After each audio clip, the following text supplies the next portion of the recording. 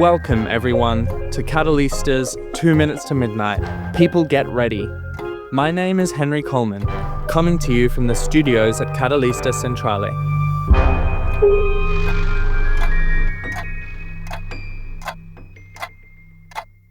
"2 Minutes to Midnight, People Get Ready" is a deep dive into how the world works. In Season 1, we explore a book that connects the dots between accelerating computing power, capitalism, and democracy. It's called People Get Ready: The Fight Against a Jobless Economy and a Citizenless Democracy by Robert McChesney and John Nichols. On this episode, we head into the maelstrom. That's the title of Chapter 1 of People Get Ready. Our guests are Professor Noam Chomsky, Professor Daniel Broudy, and author Dan McQuillan. We'll hear about CEOs who talk about job loss as creative destruction and what we can do to nurture a humane future. Professor Noam Chomsky is a linguist, philosopher, cognitive scientist, historian, social critic, and political activist. He's a laureate professor of linguistics at the University of Arizona and an institute professor emeritus at MIT. Professor Chomsky has written more than 150 books on topics that include linguistics, war, politics, and mass media. Professor Daniel Broudy has lived in Japan since 1995 and has been on the faculty of Okinawa Christian University since 2005.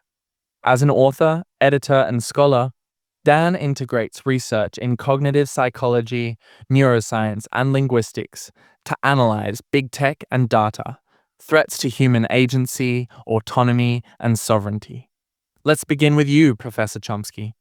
Former head of Google, Eric Schmidt, said in a speech that more and more middle-class workers will lose their jobs due to automation, with no jobs on the horizon to replace them.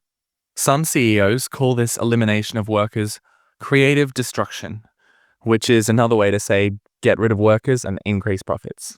If corporate leaders know all about the possibility of massive job loss and so-called creative destruction, Professor Chomsky, what do you think they have in mind for the future of society and working people? Well, first of all, just a matter of fact, then we'll get to the question you asked. The matter of fact is that there's a huge need for workers. There's no shortage of jobs. There's no indication that automation has had a greater impact than technological change in the past. Just walk around any city where you are or any countryside. Masses of work that has to be done. The infrastructure's collapsing, construction's needed, teachers are needed, researchers are needed. Immense amount of work that has to be done. If it's not being done, that's because of a societal dysfunction, not because of automation, at least anything now or in the horizon. But suppose it were true, then let's get back to your question. What are corporate leaders after? Profit, period. Take much more serious cases than this. Let's take a look at Glasgow. Glasgow's determining, literally, whether the human species can survive. The results provided by the IPCC are quite unambiguous, much clearer, more direct than before. Notice this is a consensus report, overwhelming consensus of scientists. Either we stop using fossil fuels right now, beginning with a small reduction annually each year till we hit the IPCC targets, or else we're doomed. So how are the corporate leaders reacting? With euphoria. Read the business journals. They're delighted. They're opening up new fields to exploit. Profits are booming. Coal operators were practically bankrupt a couple of years ago, and now their stock is shooting up. It's a marvelous world. We can gain more short-term profit tomorrow and ensure that our grandchildren won't have a world to live in. That's called capitalism. Has nothing to do with automation. Actually, Adam Smith talked about it He said the masters of mankind are British, in his day, British manufacturers and merchants. They're the masters of mankind. And they pursue their vile maxim, all for ourselves and nothing for anyone else. Well, that's Adam Smith. It's a little harsh, but pretty good picture of the way the system works. So when the system works as it's supposed to, shouldn't be surprised. You're not going to hear this from Eric Schmidt, I suspect, but you can hear it from Adam Smith, and you can see it right in front of you. So the answer to your question is, if corporate leaders, including Eric Schmidt, can make more money by getting rid of workers, they'll do it. It isn't a rising. Actually, it is a rising in a certain sense. We're now in a period of what amounts to a mass general strike, withholding of labor. Working people are simply refusing to return to the rotten, low-paying, dangerous jobs that have been imposed on them in 40 years of neoliberalism. They're saying, enough, I'm not going to do it. Now, profits are booming. It's not a matter of luck of profits. But corporate leaders, other business owners, are not willing to raise wages sufficiently to attract workers because they're doing fine with profits booming, federal subsidies, and so on. It's right in front of our eyes. We don't have to fantasize about what might happen in some future world where there's no jobs. Same question for you, Dan Broudy. Would you refer to the elimination of workers as creative destruction? I don't think any of us should be surprised by this somewhat slowly unfolding situation. Over the past number of decades, we've been prepared by corporate media to kind of take on board the idea that our livelihoods are going away, they're fading away. And I read some years ago that the Fed, in fact, lives by the old adage that workers must be put in a perpetual state of disruption. So the market system we live in and are conditioned from cradle to grave to accept as normal, or at least acceptable, demands ever-increasing forms of speed and efficiency in production and also with us, human beings. And of course, we can only be pushed so far physically. So more and more machines are now necessary. And I think this is why we're being conditioned to accept the imposition of machinery integrated into biology, into our physical bodies, into our flesh. We've got to listen to the owners of the means of production and constantly enhance or upgrade ourselves physically, cognitively, to essentially shut up and receive the routine injectable updates for our right now defiled biological state.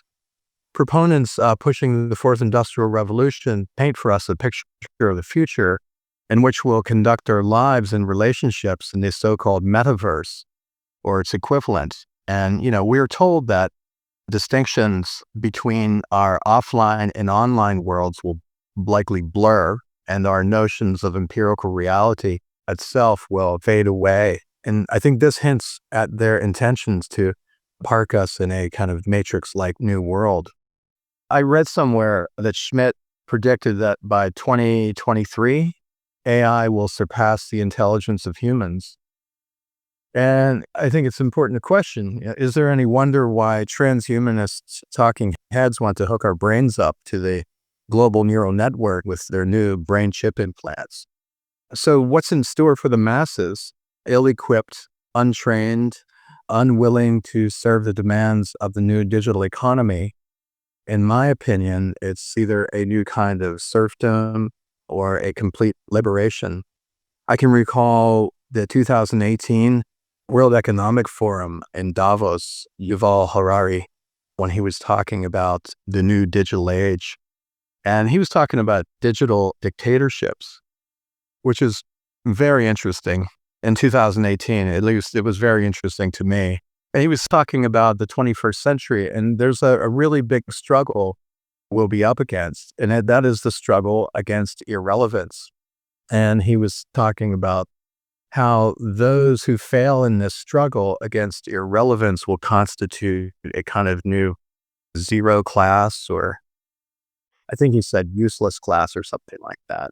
And of course, this presupposes that people will remain comfortably numb in their high-tech induced comas. If you shift your focus, though, just a bit away from that mainstream media, you can easily see millions and millions of people around the world in the streets with their so-called torches and pitchforks. So it seems to me that Harari's prediction of 2018 doesn't appear to be coming to pass. It seems to me a lot of people, many people around the world are fearlessly out in the streets challenging this, what's presented as an inevitable paradigm shift. I think there is definitely some hope. I think what you said just now about the need to look beyond the mainstream media to actually see what's going on around the world is vital. And we need also look at what's happening on the ground around us. Initiatives where people are moving in a very different direction, taking food production, education, the economy, and even politics into their own hands. I think we do need to take these initiatives more seriously, because even if they're small, they're happening on a much wider scale than the mainstream media would have us believe. Still, the dominant system is a capitalist one, and alternatives are struggling in an uphill battle. Computing power is increasing exponentially, and as People Get Ready puts it, we're heading into a maelstrom where technology can be used for surveillance, propaganda, and control as much as for liberation. How does capitalism sway this story, do you think? So I would say that capitalism is the story, but it is a particular strain, that which is practiced untethered to any critical thoughts or moral sense about the effect that commodification and the marketization of nature itself will have on human flourishing.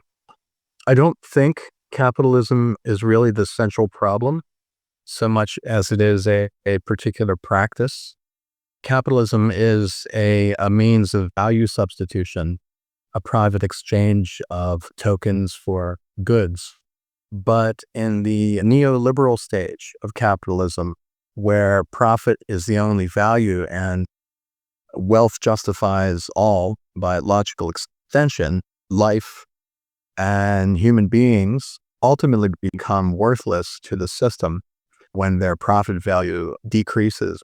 At least over the past 5 years, we're seeing highly sophisticated greenwashing propaganda, astroturfing campaigns, selling us all the idea that the system of perpetual consumption, which has actually brought us to this point in history, social and environmental breakdown, can amend itself, fix its ways. The adulterated and plundered biosphere. And it claims it can also fix us too.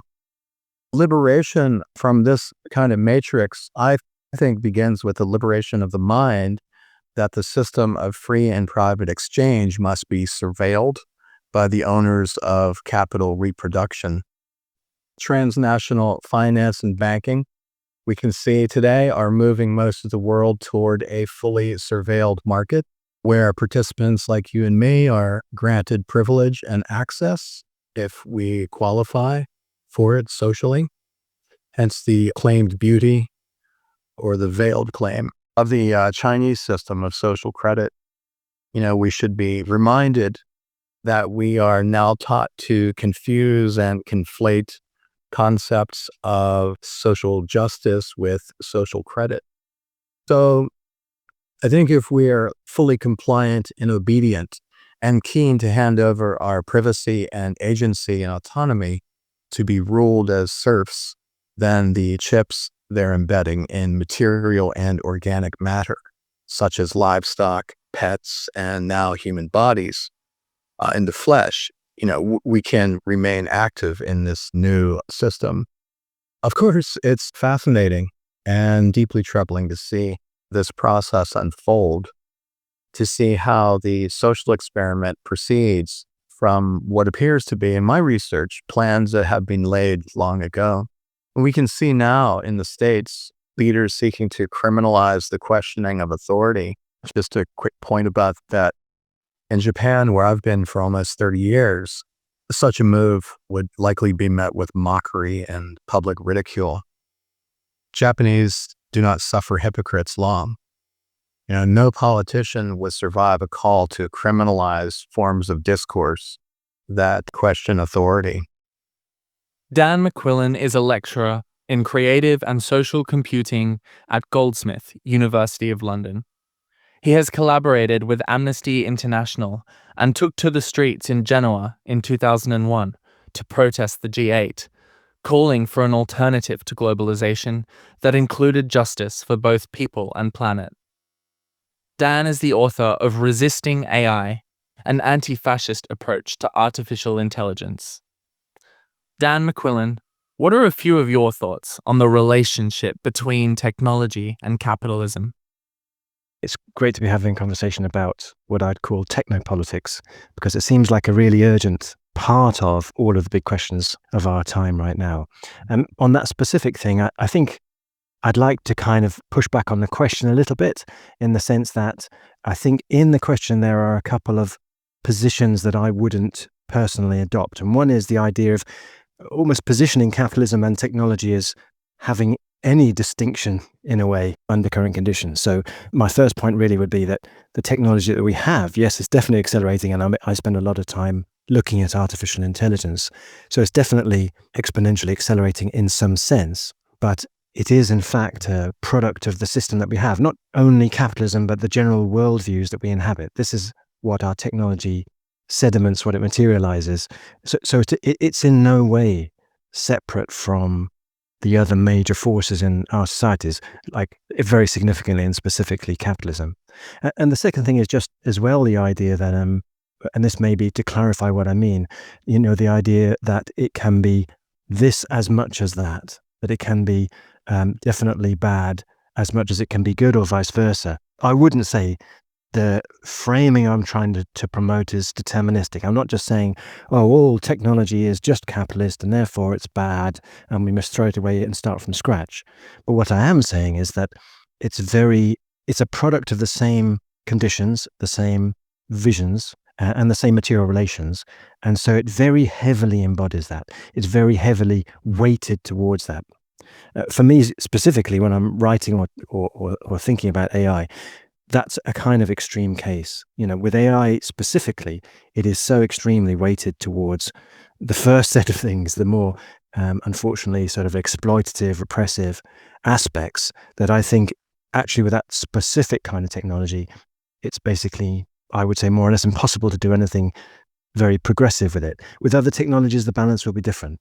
So I guess what I'm trying to say is that really the technologies and the systems that we have are not separate. They're all part of the same package. Of course, there are plural possibilities, but we have to start from a position of saying the actual specific technologies we have right now have been produced in, with, and for a certain way of life, a certain world. And if we want a different one, we have to take that into account. I think where I have got to with my narrative about AI really is having gone into AI with probably a set of aspirations that are somewhat similar to that I think is expressed by some of your questions, hoping that there's an AI for good and there's an AI for the people.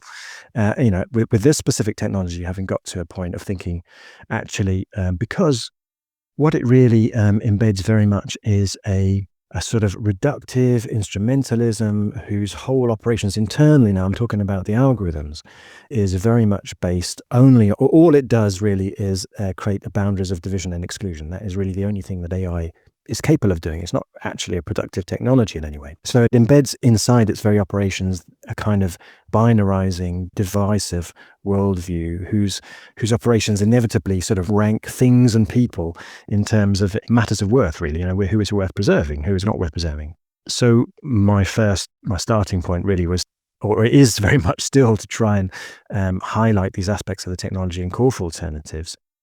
One of the invisibly powerful transformative effects of current AI, and by which I'm drawing a fairly broad brush here because I'm also including forms of machine learning. But so when I'm talking about AI, I'm specifically talking about basically neural networks and so-called deep learning. That's really deep learning, and deep learning is a subset of machine learning. So a lot of these advanced systems are still working their way towards real-world implementation, which is why I feel this is a good time to raise the alarm. But for those systems that are out there, one of the most transformative ways that they're currently being applied is, for example, in welfare systems. Because this fits from a state point of view, this is a sort of urgent requirement for this kind of technology, for a sort of automatized.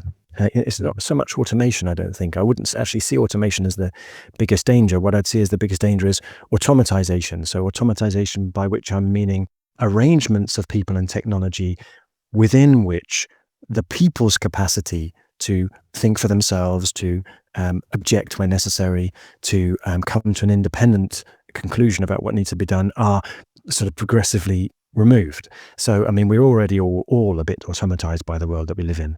But I think these technologies, that's the effect that they have. So if we take a very concrete example, a system that has been applied in the Netherlands and is still being applied, called SIRI, which stands for something like System Risk Indication, I think. So this system is intended, it would be developed on the basis of the same paradigms that these systems are all sold on. The idea of being able to optimize at scale for efficiency and effectiveness. What actually happens, of course, because we're talking about these kind of systems being inseparable from the world that they're applied in, is those systems are used to target and discriminate poor communities of color. I mean, to the extent that Syria's initial operations a couple of years ago were actually found to be illegal, even by inside the Dutch legal system itself. Although it's now come back in a slightly modified form, of course, because this stuff isn't so easy to stop. So when I'm talking about the eliminationist tendencies of AI, I am talking in some way an abstract tendency which I am arguing will play out in many, many different ways. But what I'm also talking about are actually concrete examples where real people are, in this case, for example, having so-called fraud checkers literally kicking their front door down, going through their laundry, invading their privacy on the basis of what an algorithm has told them. So we're facing a situation where the decisions about those kind of activities we're always present as a possibility within the bureaucratic systems, which are already quite cruel, which control the living conditions for most people who, you could say marginalized, but actually includes many more people than are not marginalized. Those systems already have a capacity for systemic cruelty. But what we have with algorithms and particularly with machine learning, is a massive potential for that to intensify. So I'm trying to draw the resonances between very concrete instances of that and saying this is not, a bad apple, a single instance, a misplaced application. This is very much predicated on what this technology does, what people who are applying it and commissioning it and developing it, it's what they hope for. They might not think of it that way, but it's because it is developed with these particular values, and it's because it does this particular thing. It is this kind of hammer. That's what it does, and it's going to do that. And if you put that in the conditions of our current crisis, you think, well, what does that mean in situations where we're going to have increasing movements of displaced people because of the climate crisis, where the financial crisis is laid over with the pandemic, and so on and so forth? Then these kind of sharply violent algorithmic activities are going to become, unfortunately, far more widespread. Wow. Thanks, Dan. And thank you also for picking up on some of the assumptions in the question and really expressing just how enmeshed technology is with economic pressures. And I think that leads nicely into our next question. Throughout the world, taxation, the legal system, education, housing, pretty much everything favors the 0.1%. The authors of People Get Ready cite such favoritism as an essential element of a citizenless democracy. Professor Chomsky, is the United States a citizenless democracy? The standard term for it is class war.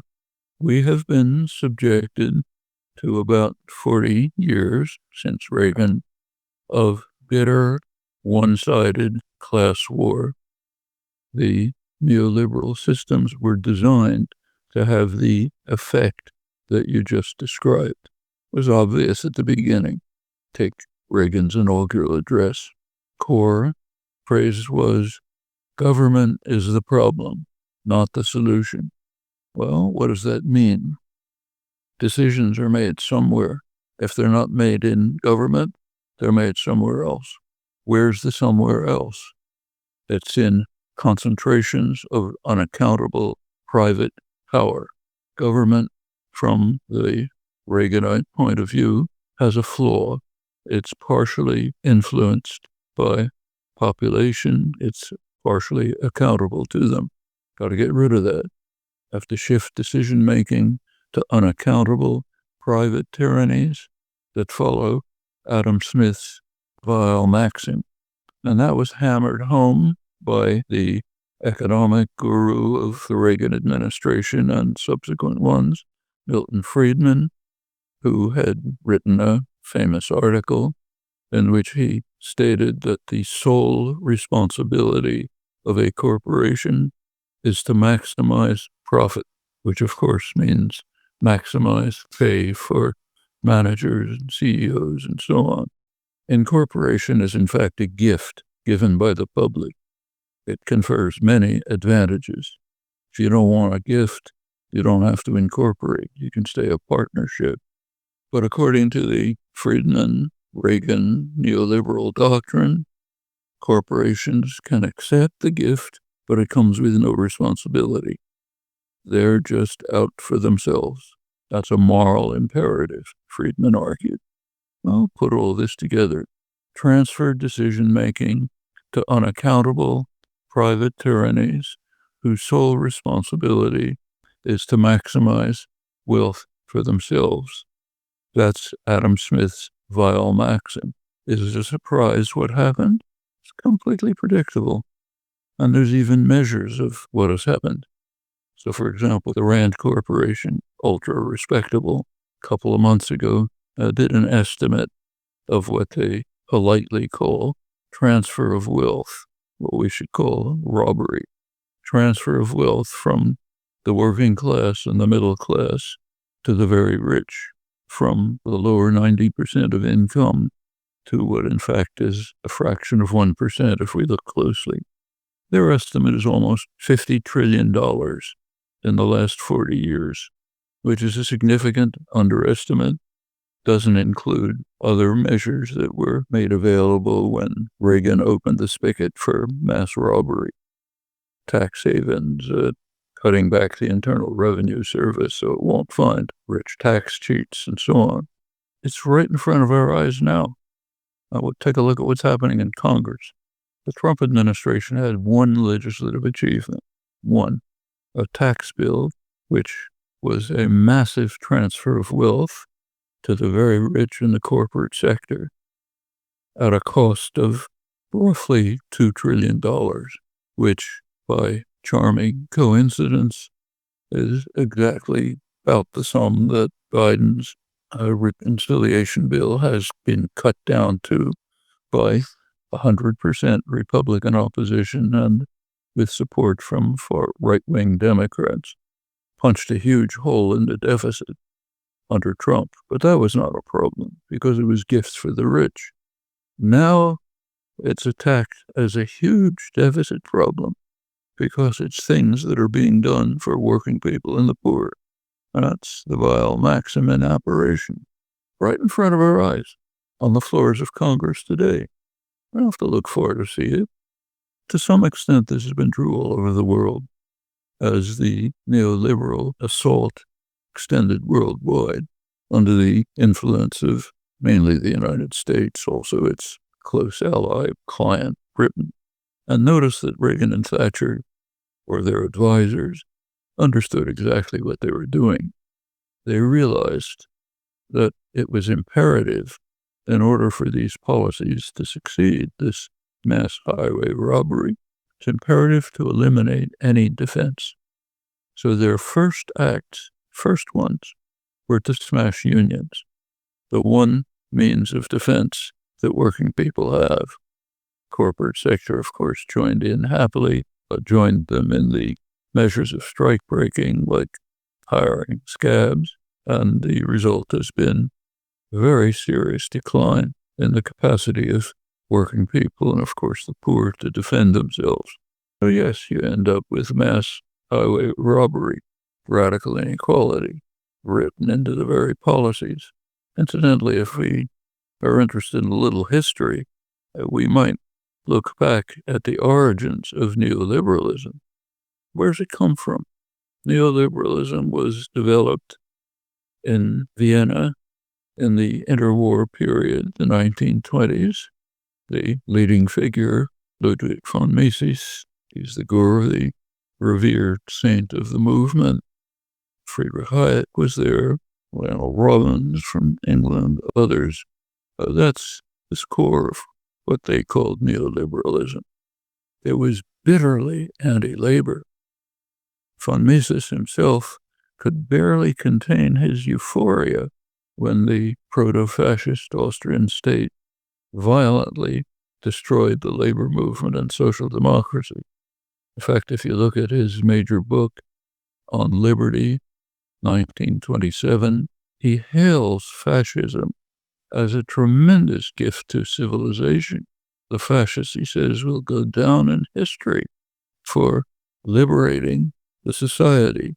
He's, of course, referring not to Hitler, that was later, but to Mussolini, who had destroyed the labor movement, killed independent thought, smashed civil society, but allowed sound economics to flourish. Sound economics means market principles designed so that they will benefit the super rich and crush everyone else. That's the guru of neoliberalism. It's no wonder that the neoliberals flocked to Pinochet's Chile. Vicious, brutal dictatorship killed thousands of people, placed the society under iron control, wiped out the labor movement, enormous gifts to the rich. The Chicago boys flocked there. Hayek said he had never seen such freedom in his life. Yes, that's natural. Actually, they managed to crash the economy in about 5 years, but that's kind of forgotten. Then they moved to bigger game, the world, the neoliberal assault. And it's had the quite predictable effects that you mentioned. Nothing to be surprised about. In fact, we can go back to Adam Smith again. Smith pointed out that the masters of mankind, merchants and manufacturers of England, will not only pursue their vile maxim, but they will also be sure that they are the principal architects of government policy. They will use their wealth and power to dominate governments, and they will make sure that their own interests, I'm now quoting, are most peculiarly attended to, however grievous the impact on others, including the people of England. It's not a surprise. It's built into the system, recognized in the very early stages by Adam Smith, happening right before our eyes as we speak. No mysteries. Yeah, that reminds me of episode 1 of 2M2M, where the authors of People Get Ready explained how the ideologies of the powerful allow them to go on believing that their actions somehow benefit all of us. And I'd add that in a globalized economy, they're so far removed from real people and real ecosystems that they can uphold these delusions while working to protect their profits. Dan Broudy, we live at a time when nuclear weapons can end all life, and disrespect for the environment is considered the cost of doing business. In the face of this quote-unquote realism, what are the chances of a humane response to the radical technological change that's currently unfolding? I agree with Harari in his 2018 speech. Actually, it wasn't a public speech. I think it was during the 2018 conference that he made a really interesting point. It was humble, and it makes perfect sense. We can't know. We can't possibly know with absolute certainty, but I think the chances are very good if we can become more conscious of the systems in place that are hemming us in, winding us up emotionally, framing our thinking, clouding our better judgment, and nudging us each day to accept as reasonable or inevitable the forms of dispossession that are unfolding before us. I think over the past few decades, the trends seem dire. They seem quite bleak, even horrifying, but one can never know when small acts of love and kindness, resistance to tyranny, can precipitate a kind of global revolution in thought and behavior. I think that goes for the oppressed as well as the oppressors. So I'd like to remain optimistic that people in power can have a change of heart and work to build a truly equitable world. Thank you for that. I think it's so important. And same question for you, Dan McQuillan. What are our chances for a humane future? I definitely agree with the need for radical, humane alternatives to current directions of travel, including current technological changes. My position on this is very much connected to my answer about the inseparability of the technology and the system. I mean, nuclear power and nuclear weapons are a good example, of, as Langdon Winner pretty well laid out, of how much technology and societies shape each other. What I would see really is not so much having to take a technology that's autonomously developing and provide it with a sort of humane addition or humane shaping.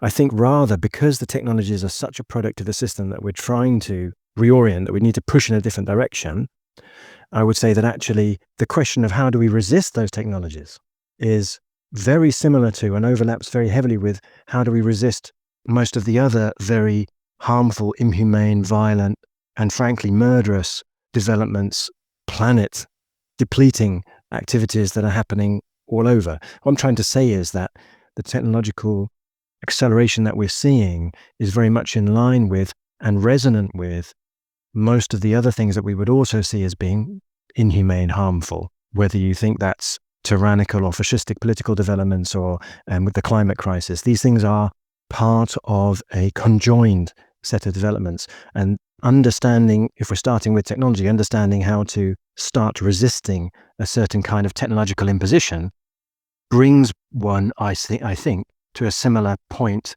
to how to resist various of these others. In fact, it's not really a separate question. So for me, for example, when I'm writing specifically about AI, I'm writing about how to resist AI, and I'm writing about how to resist AI in a way that is prefigurative of an alternative way of doing things. That means not just an alternative technology, but an alternative way of living, really, an alternative way of relating. And so, of course, that's very overlapping with the question of how do we oppose extractivism and that, petro power? How do we oppose, politically far right developments? All of these things overlap, but the good thing in some way is that they all have a relatively mutually supporting set of responses, which in fact pivot quite a lot on ideas like mutuality, like mutual aid and solidarity and return of the commons and so forth. These are also answers to the technological issues as much as they are to any other social and political issue right now. Yeah, I like that. In a way, resistance and radical imagination feed into one another. They can be part of the same process. Professor Chomsky, would you tell us what you envision when you hear the term democratic economy? I envision that every member, every participant in an enterprise will have an equal voice in determining let's say, a workplace, how the work is distributed, how it's divided, what the factory is doing, how they will participate in it. That's a democratic workplace. Same if it's a university, a hospital, whatever it may be. And it should be in a decent society integrated with democratically run communities, not communities run by vast amounts of private capital, which, especially since Citizens United, which vastly expanded the dark money and private funding, PACs, super PACs, and so on, not run by those who hoard the wealth of the society, but rather by the population themselves. That would be a democratic society with working people and radical farmers back in the 19th century called a cooperative commonwealth.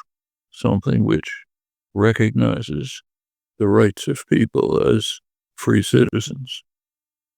Environmental issues, poverty, housing, every type of advocacy is restrained by big money.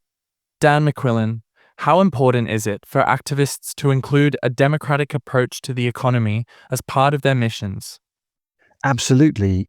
The question of democracy is at the heart of every concern that we might have about human well-being and environmental well-being. And I think the question really is what do we mean by democracy? And again, I would say that our extant ideas of democracy are themselves, again, in a way, a form of technology, you could say.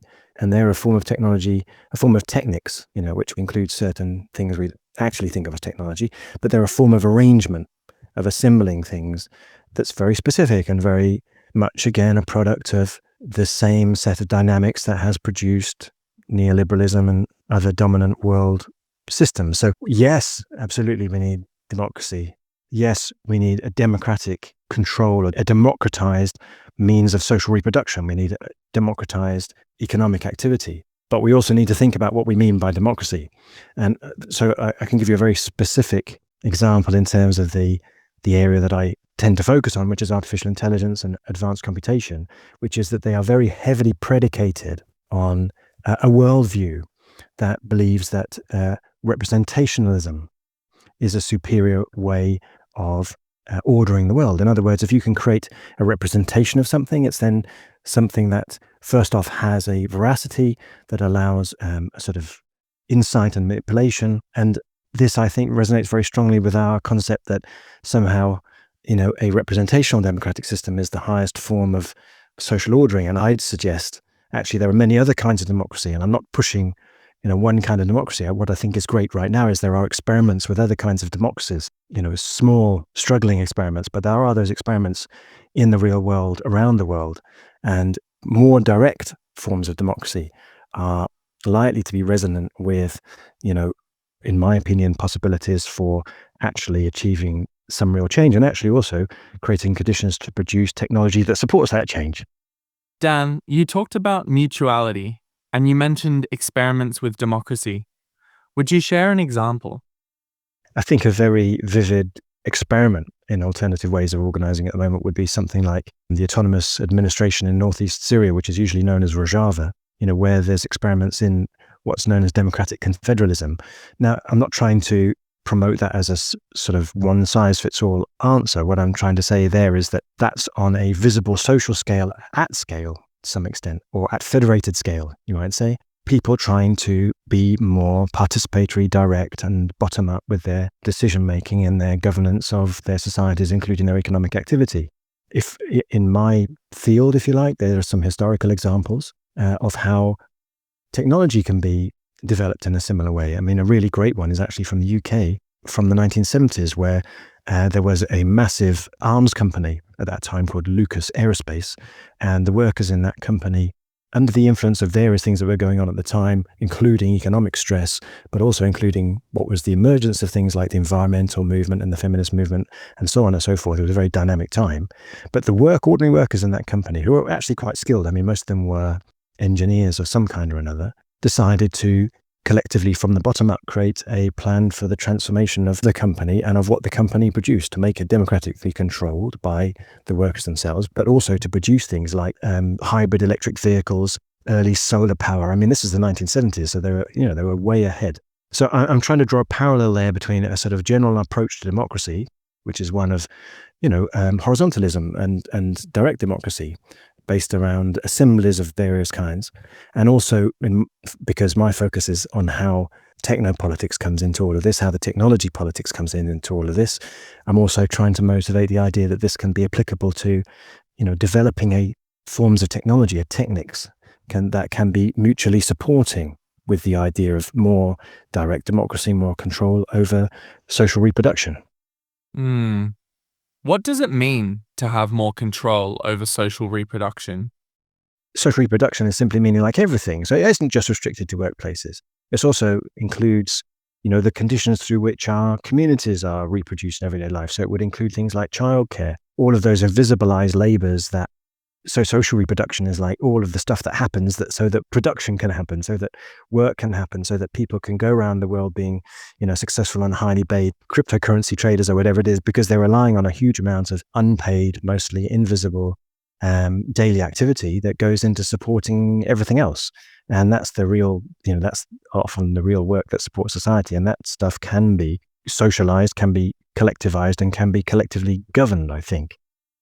Professor Chomsky, should all activists put the fight for democracy, economic as well as political, at the center of their missions? It's a tricky question.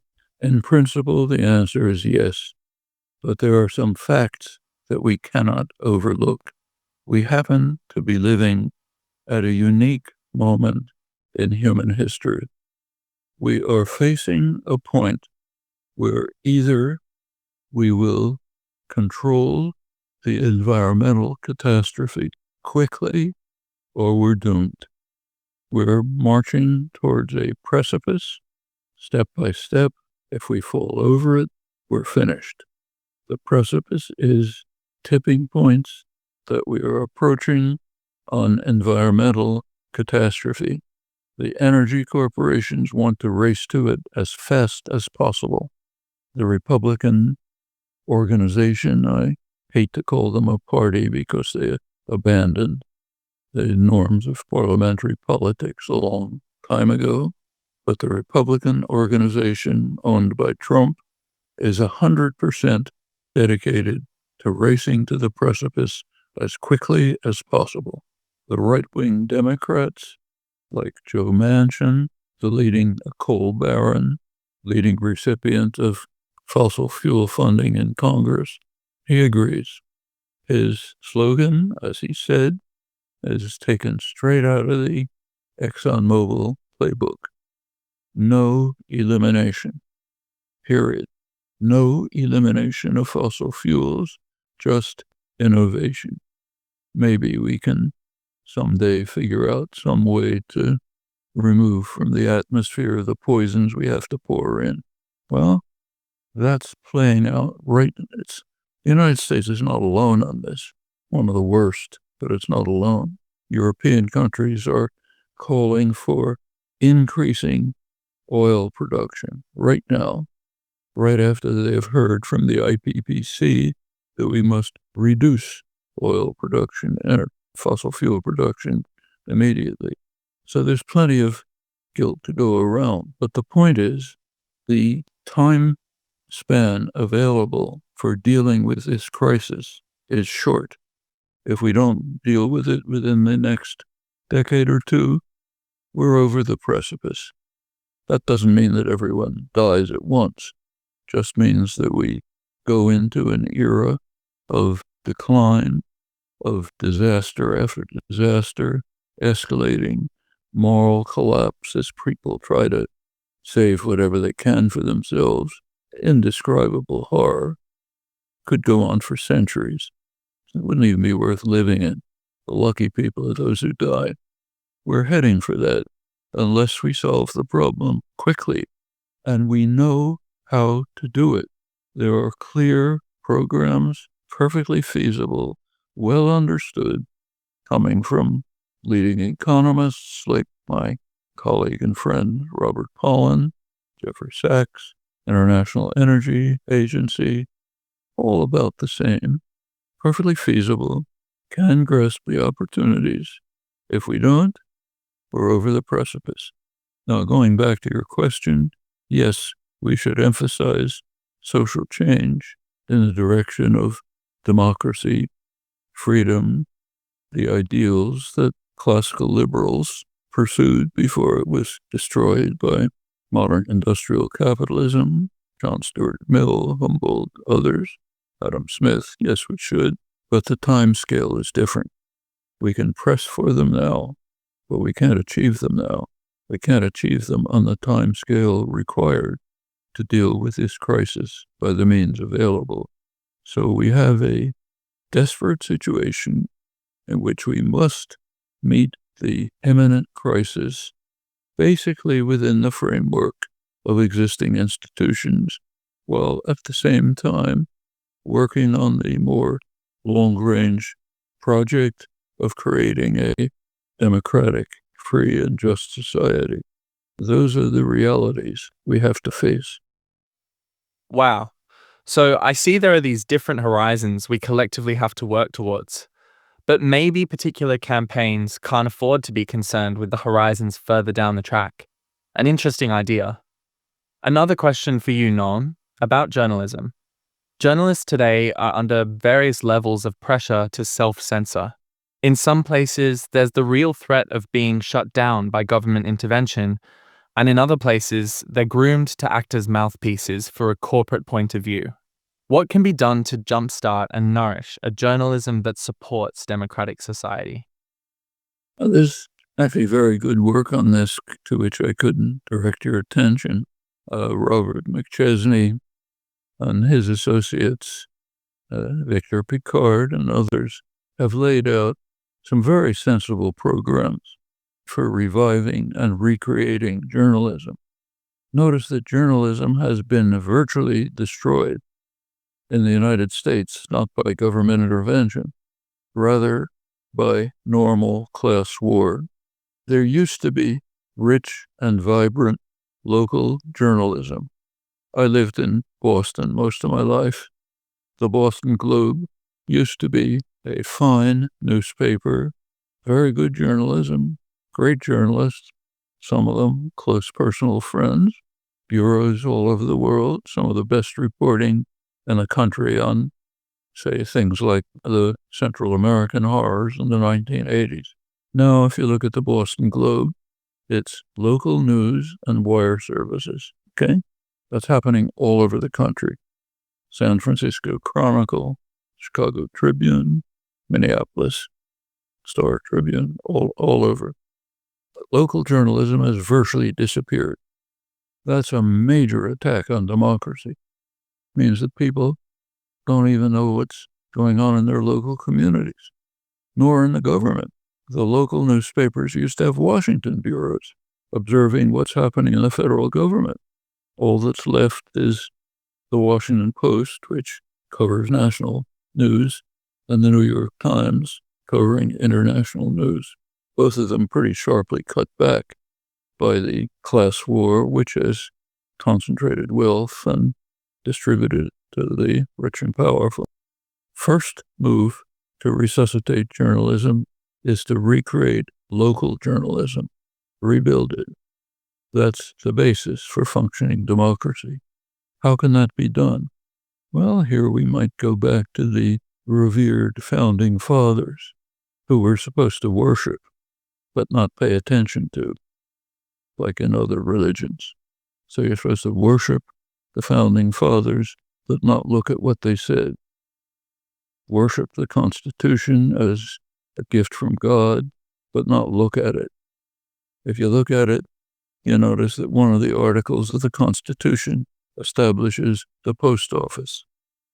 What did the post office mean in the 1780s and 90s? It meant government subsidy for a free press. About 80% of post office business was virtually free delivery of newspapers and journals. The founding fathers believed that a vibrant, lively, independent free press was essential for a functioning democracy, and it therefore was a public good that the public should support by essentially public subsidy, free delivery, and so on. That's the post office. Now, the reactionaries who run the country have been trying for years to destroy the post office, defunding it, imposing burdens on it that no private business could ever meet, like advance funding for pensions and so on, preventing it from doing things that would allow it to compete successfully against private carriers. The vile maxim requires that you support private enterprise. In other words, bitterly attacking the Constitution and the will of the founding fathers. Meanwhile, holding up the Constitution and saying worship it. It's an interesting scam. Well, McChesney, Picard, and others have said Let's go back to the founding fathers. Let's have public subsidy for a free, independent, vibrant press. There are many ways to do this. Lots of specific proposals have been pointed out, been developed. It's just like the climate crisis. We know measures that can be taken to revive journalism from its current very low period, just as we know feasible measures to deal with the environmental crisis. The measures are there. The opportunities are there. What's required is the will and commitment to grasp them. And then we can deal with the problems, move on to a much better world, move on to pursue the goals that you brought up before of a free society that recognizes basic, essential human rights. Yeah, it's wonderful the way you sum that up. Now this one is for you, Dan Broudy. In the face of an unprecedented wave of automation, is it worthwhile to rouse and inspire citizens through the idea that our struggle isn't about left and right, but between we the people and a corporatocracy that's serving an ever smaller handful of billionaires? That's a great question. I think if the future is to include human beings, sovereign creatures, agents of free will and bodily autonomy, fully informed by the necessity of ethical and moral imperatives, then it's pivotal to secure the future by arousing in citizens a deeper awareness of their own humanity. I think the simulacrum has worked to destroy our ethical sensibilities, our sense of who we are as sovereign creatures, so that we reflexively obey the messaging selling us each day the false virtues of mindless mass consumption. We're in a war for our minds, truly. As Noam once said, left and right are just really two sides of the same coin. And he called that the war party. And this party, it's deeply involved in the corporate theater, the production of what we would call news that seeks to capture the mind. The party is involved in a war against humanity. And there's a kind of an interesting white paper that seems to have been flushed down the memory hole, published precisely 1 year before the events of 9/11/2001. You might recall the Project for the New American Century. So on September 11th, 2000, there's an interesting section that specifies how new wars will be waged in the future in areas of psychology, the importance of winning the hearts and minds of people in cyberspace.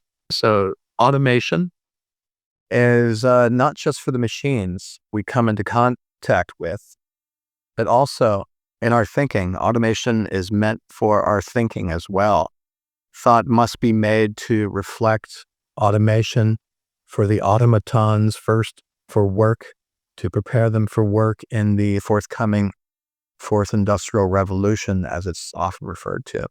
The Fourth Industrial Revolution, oftentimes when my colleagues and I talk about it, some of the connotations associated with it, they come from those who frequent the World Economic Forum. One of the more salient points that have been made by, for example, I think it was Klaus Schwab in one of his more recent books, who outlined the new world that is unfolding. We see this new opportunity with the pandemic, as it were, to recreate this new world, this new global digital economy. Of course, another point that is cited is the wish to blur the lines between the social self, the biological self, and the digital self, which is interesting, puzzling, and strange, I think, to many people. So the question often arises, who knew we had a digital self? It's an interesting subject of how humans are being conditioned to accept these new concepts of what it means to be a citizen with sovereign rights or civil rights. So a lot of my colleagues who look at this sort of literature, this public relations messaging, latch upon these key points that people in power are making about how they conceive of what it means to be a citizen, and how we are being nudged toward this new concept of what it means to be these things in the coming digital age. So the public relations messaging that we're reading is constantly conditioning us to accept as inevitable this new kind of reality, which many see as a techno-dystopian feudalism. And what are your thoughts, Dan McQuillan? Rather than a laser beam focus on left and right, would it be more productive for citizens to consider the struggle between the powerful and the powerless? I definitely believe in trying to inspire and mobilize people as much as possible. I do think this is a really interesting time that we live in, because it's very clear that lots of things that have been quite naturalized and assumed to be the background of the way we come to approach the world are falling apart. So that includes, I think, the easy distinctions between left and right that people have relied on for decades. It also includes the general system of the world. I mean, I think that, you've capitalism, yes, and then neoliberalism really is the global system that we're living in. I would say that's why that's a name, a useful label for it. That's clearly falling apart under the pressure of its own ability to generate what some people call a polycrisis. We've got many crises going on at the same time: environmental crisis, pandemic, financial crisis. So I think a polycrisis is quite a good term for it. So under those conditions, lots of old certainties are definitely falling apart, and we need to actually reconstruct our positions on the world at the same time as actually trying to change it.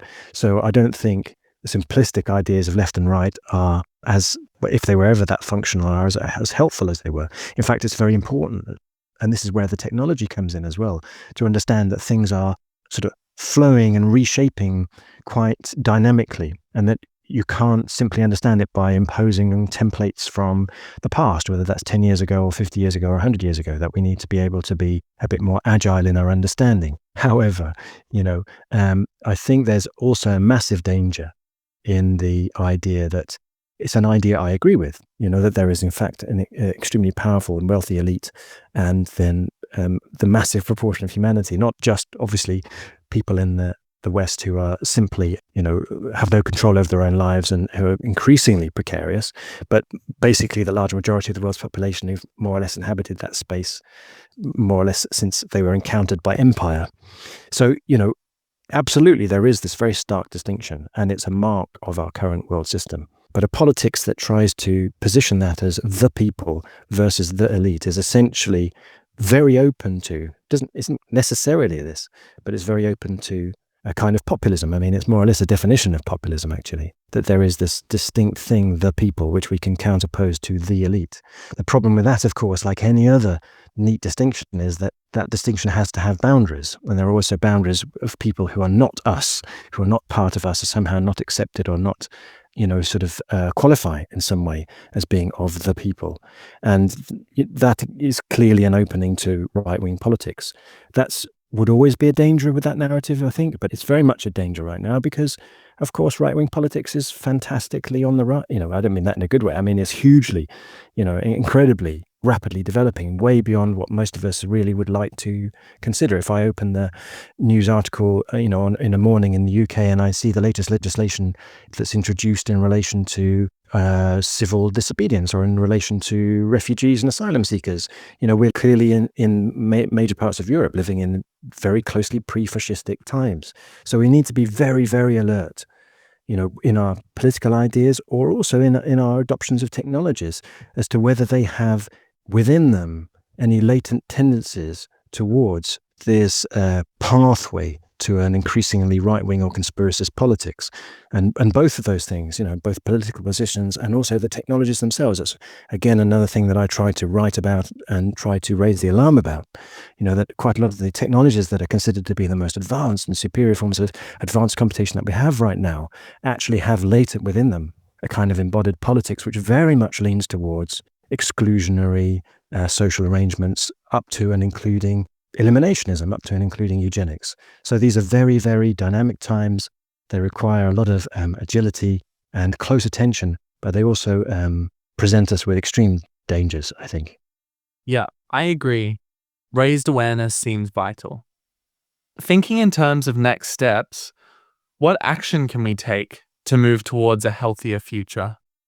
Where I got to myself in terms of trying to construct a starting point for technological development or redevelopment or modification, or in some cases abolition. I suppose abolitionism may be a term familiar to some people who are listening to this, in which case it's useful to point out that abolitionism is not really about just saying that we want to shut this thing down or stop this thing or close this thing. It's very much predicated on the idea that a refusal is at the same time a call for an alternative set of arrangements. So I'm saying, well, where could we start? And I think I'm arguing for essentially a prefigurative technopolitics. So a way of doing things that tries to, as much as possible, in the framework of collective decision-making about what technology should be developed and why they should be developed and what they should do and what characteristics they shouldn't have, that's prefigurative in the sense that it starts from being directly democratic. It starts from being based on relations of mutual aid and solidarity. So I try to promote the idea of assemblies, councils, community organizations. I try to propose that those technological developments can't be separate from the other things that people are pushing for, are campaigning for. So the idea of what is a future technics can't be something that's decided, again, coming right back to the beginning of our conversation. It isn't decided separately from the other things that people need to happen. The other questions that are urgent for people, whether that's the freedom from domestic abuse or the need to do something about homelessness or whatever it is. I mean, we need a technics that is a part of social movements and is where the development of that techniques has a democratic element. Now, the good thing about that is it's not relying on somebody like me to generate those ideas from scratch, because we have some good history about what to do with this. I mean, I quoted the Lucas plan, which I think is a really outstanding example, but there are much broader ideas. I would look back to people like Ivan Illich and the idea of convivial technology, where he has both a very strong line on constraint, but it basically has a methodology for the examination of the technologies to try to preempt those forms of technology that would likely to cause harm at scale. But at the same time, a set of positive values about, not exactly a checklist, but almost a set of values about what kinds of technologies are likely to encourage, forms of community, which are then likely to encourage better forms of technology. So those would include, elements of least dependency on outside determination. So technology, tools that people themselves can use, tools that people themselves can take apart, reassemble, adapt, repair, and tools that have space for creativity, space for collective redeployment. So again, a very general set of principles, but I think a really good guideline for the kind of activities that people might want to engage in. I mean, I think where all of this starts in the moment is probably in the workplace, because that is where the immediate influence on what's getting developed and deployed comes, whether it's the people in the workplace are actually developing this stuff. You have had a rise in sort of consciousness by a wing of people who work in tech that actually they may be participating in the development of systems that are going to support extremely despotic forms of governance and regime. So people are a bit alert to that now, or the people who are already subjected to them. The workers in the Amazon warehouse are already have a lot of critical learning about, what's the problem with, yes, automated, but also automatizing systems. So definitely the workplace is a starting point, but another positive historical development that we don't have to kind of reinvent from scratch, again from the 1970s in the UK, was this idea of social production. So it's where this question of production and social production, this idea of community needs and industrial needs, of how to combine them. And a very practical example, actually, which I didn't include in the book, is just something I stumbled on. One of the occupied factories from the financial collapse in Greece, this would be about 2010, 2011. There was a factory which was being closed down because of the financial crash, which in Greece was extremely intense. And the workers were going to be thrown out. The factory was going to be shut down. They occupied the factory decided to keep the production going so they could sustain themselves and therefore their families.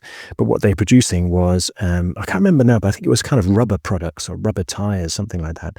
And what they did was throw the doors of the factory open to the local community and say, we've taken over this space. I mean, of course, they lived in the local community, so that's not a separate thing, but they invited the local community as a whole to be part of assemblies in the factory and say, well, we've taken this over. We want, we need to run it because we need to earn a living, but we want to do this in a way that has everybody's voices involved. And basically what they did was convert it into producing soap and detergent and cleaner, because the community was saying, well, this factory has always been a sore on the community because what it produces is toxic fumes, and the products go to the other side of the world and not any relevance or use here. But through a process of of exploration of what else could we do, what do we have the tools for, what is the machinery left behind good for, they managed to generate an alternative. So I guess probably a lot of what I'm saying would come across as slightly hand-wavy abstract ideas, and I'm trying to give it some concrete instances here to just put the picture in people's minds. These things are not a distant process that we have to sort of climb slowly towards. Actually, these are immediate possibilities, under the right conditions. But obviously, that involve an element of contestation, also definitely involve an element of self-organization. The ever-elusive goal of self-organization. We'd like to share a quote now from artificial intelligence expert Neil Jacobson. He wrote that technologies may eventually permit people to not need jobs to have a high standard of living. The emphasis will be less on making money and more on making contributions, or at least creating an interesting life. Professor Chomsky, what do you make of Jacobson's vision? That's paraphrasing John Maynard Keynes a century ago. This is long before AI, but just looking at the nature of productive capacity, he pointed out that by the time he thought of his grandchildren, that would be now, there would be enough productive capacity, if it were intelligently and decently run, for people to have almost full-time leisure time just to devote to creative work, their own interests, leisure, and so on. In fact, maybe we could go back to what was about 95% of human history. Of course, we don't want hunter-gatherer societies. We don't want to go back to those societies, of course. But there was one feature of them that we might want to go back to. The fact that they did almost no work, maybe 15 hours of work a week, as anthropologists have shown. As Keynes pointed out, we should have the capacity for that. AI might accelerate it somewhat. We should beware of the hype and look at the facts. But AI is very far from having anything like that capacity, but it might contribute to it. These are possibilities that do exist, even with our normal productive capacity, if it is handled properly. Of course, that was a condition that Keynes assumed a century ago when he was writing about this. When you say handled properly, what does that mean? That entails production for use, not for profit, and democratically controlled by participants in the community, whether it's a workplace or a town or whatever else.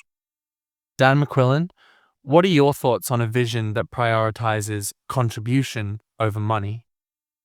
Well, sign me up in some ways. I'd like not to have a job. I mean, if my employer is listening to this, of course, I'm very happy to be working in my job at the moment, but I really would like to not have one, and everybody else not to have one, and us to live much more sort of, flexible and creative lives. And I think that's a possibility. I do. I think there is enough. We have enough to hand to be able to reorient things that way. But of course, that's not going to happen easily. It's not going to happen without resistance.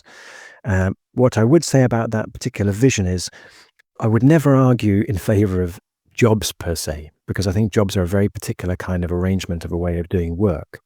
But what I'm a bit concerned about is the idea that, which I think is a bit implicit in the quote that you mentioned, a kind of aspiration that these particular technology developments we have right now are leading us to a world of such generous productivity that then our social questions will simply be about, what to do with all this surplus. And I think that's actually quite dangerous in a couple of ways. Firstly, I think the technology that we're currently developing is not really very productive at all. It's mostly quite destructive. I mean, even the massive computational infrastructure we have, I think, is usually cited as one of the factors that's going to get us out of the climate crisis. I would say is entirely the opposite, actually. It's one of the structures that's going to lead us irrevocably deeper into a climate crisis. So what I'm trying to say there is for us all to be very wary, and a bit the same, I was kind of decrying the possibility of populism. What I try to alert people here for is this idea of accelerationism, this idea that while we may think that we're arguing for a transformed system, the way to get there is not to put our shoulders behind things that are currently happening and push it as hard as we can, because it's going to produce this wonderful surplus luxury communism, as somebody called it. It really isn't going to do that. It's going to just simply intensify immiseration while creating more of the same toxic conditions that we're already inhabiting. So while I do believe there are ways of arranging things socially with the support of technologies, with the support of a more liberatory techniques, that actually we don't experience lives as what other people might describe as wage slavery. We don't experience our lives as our own control over the means of production completely passed to somebody else's control, and our lives are very ordered by forces outside of our own influence. I think it's very possible to do things differently in a way that, as the literate would say, is more convivial. I mean, that vision of a society that I think is being invoked there is also an old vision. It goes back to people like Fourier, and his ideas that you can, of the phalanstery, I think he called them, where, you have a society where people find, if you like, their own niche. If you have a peculiar interest in this particular area, that's what you go and do, because that's your speciality, that's your passion, and that the passions, if you like, can be arranged in a structure that actually turns out to be reproductive of society.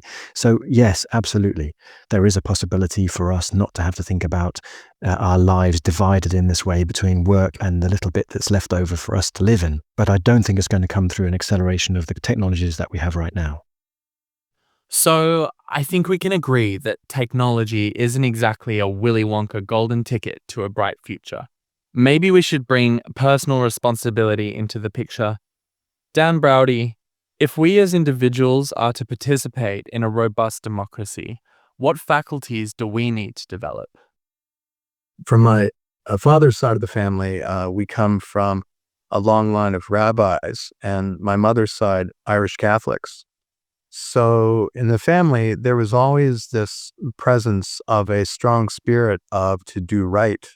My father was fond of saying that truth is the only way to live and die. And the principle of truth and obedience to its demands is the most valuable aspect of being human. And if there is no truth, no honesty, no openness before God and for his beloved creation, human beings, then we have really nothing. What's fundamental, in my humble opinion, is banishing from our consciousness all channels of lying and deceit. We could begin by taking hold of our TVs, dragging them into the backyard and setting them alight, and putting an end to our own self-inflicted misery, compounded by daily doses of corporate propaganda. The distractions that are offered by the TV, principally, and the radio, internet, other more popular vehicles of entertainment, are really the key drivers behind the disintegration of critical awareness of the empirical world. I think if each person can divorce himself or herself from the system that Ed Herman and Noam identified in 1988, the one that inculcates the correct beliefs, values, and codes of behavior, the one that integrates us into the institutional structures of the larger society, we can begin to salvage a more realistic view of what it means to be human. I think when we can achieve this, we can achieve a more ideal political state, not given into the seductive forces of corruption. I think in some ways, our engagement with democratic decision-making It's been spurred along in recent months by the bizarre narratives about COVID-19 and how this so-called insurmountable menace continues to haunt humanity. The media system today, it disallows dialogue. So democracy cannot possibly exist in this state. It cannot thrive in a culture constantly at war with logic and empirical science. Visually attractive corporate shills in the mainstream are trained to bound debate with acceptable parameters of thought and speech. And a complete separation from the source of our anxieties, from the sources of hysteria, I think that's needed. And Professor Chomsky, what's essential to develop personally to promote democracy? Freedom. First thing is freedom. We don't have that. Our system is designed so that for the large majority of the population, their waking lives are mostly spent in a totalitarian atmosphere where they are subject to the rule of an absolute master with power well beyond what Stalin ever dreamed of. Stalin couldn't tell you you're allowed to go to the bathroom for 5 minutes at 3 o'clock. You have to walk on this path, not that path. If you have to pick up a package at an Amazon warehouse, here are the clothes you have to wear. That's people's waking lives. It's called having a job, subordinating yourself to a master for most of your waking lives. Again, Adam Smith talked about this.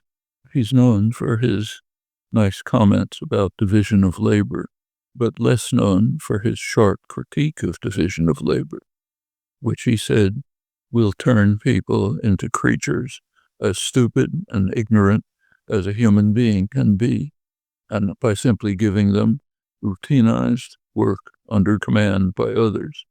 And therefore, in any civilized society, that has to be prevented by community action, state intervention for decent education, education for creativity, not obedience and subordination.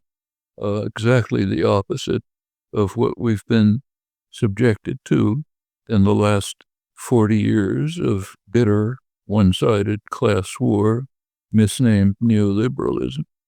So yes, we know what has to be done. It was known a couple hundred years ago. You look at John Stuart Mill, one of the last of the great classical liberals. Take a look at his book on liberty. Look at the epigram. It's borrowed from Wilhelm von Humboldt, great humanist, great linguist, founder of classical liberalism, creator of the modern research university. Mill quoted his words, which said that I can't say it as nicely as he did, he said the goal of this book on liberty is to ensure the maximal flourishing of each individual's creative potential without controls from the outside, without improper constraints. That's basically the essence of it. That's classical liberalism, which was smashed by the rise of capitalism. In fact, the inheritors of the classical liberal tradition are left-wing anarchists. Professors Chomsky, McQuillan, and Broudy, thanks so much for being part of our journey into the maelstrom. We really appreciate everyone who subscribes to Catalista on Patreon, where contributors can access merch and bonus interviews. 2 Minutes to Midnight, People Get Ready is proud to partner with Local Futures, a non-profit organization that's a pioneer in the worldwide localization movement. Visit them at localfutures.org. And you can find the current schedule of Catalista podcasts and sign up for our weekly email at catalista.net. If you enjoyed 2 Minutes to Midnight, please add, comment, and like us on your favorite podcast platform. 2M2M was edited and mixed by Ben Sorokis. Sound design is by Darren Chorley. Our music is composed by John Askew. The executive producers are Chicky Munch and Binny Bunny Munch, with assistance from Ed Goldberg and Joel Gerbil. This is Henry Coleman signing off from the studios at Catalista Centrale. See you next time.